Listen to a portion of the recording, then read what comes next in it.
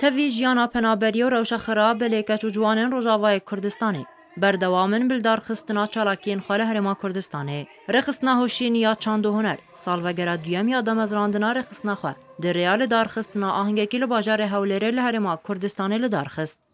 دامەزراندنا ڕێخستنامە 15 دیە 2014 باژارێ کۆبانی بخەباتە گروپای کەچێن خۆرت و خاندەوان و ڕەوشەمبیر مەگەلێک چالەکی و کار باژارێ کۆبانی دارخستن لێ پشتی کۆشبەریە ملەت و پەنەبەریە خەڵکێ مەی کۆبانی کارێ مەل کۆبانی ڕاوەستیە. Di ahingê de şanoyên li ser rewşa Rojavayê Kurdistanê û stran û dîlanên folklorî hatin pêşkêşkirin. Bi gotina wan, ew berdewamin bildarxistina van çalakiyan bi armanca saxkirina folklorê Kurdî. Ez wek keçek Kurdim ez pir kêf xweşim ve çalakî birengî û folklorî me Kurdî sax dikin carekê din nû dikin bi tiştekî xweş û pir yani hedîs û bi nefs alweqt qedîm.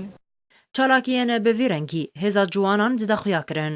Goberî niha jî ciwanên vê rêxistinê gelek çalakî wekû li darxistina pêşangeheyên şêwekarî û avakirina komên folklorî darxistine.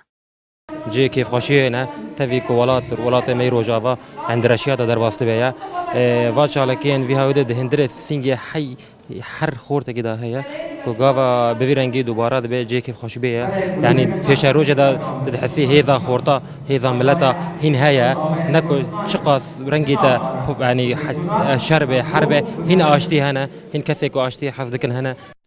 Rêxistina hoşîniya çand û huner di 14 Sibata sala 2014 jaliyê hejmarek ji ciwanên bajêr hate damezrandin û niha ofîsên wê li Herêma Kurdistanê û Bakurê Kurdistanê jî hene.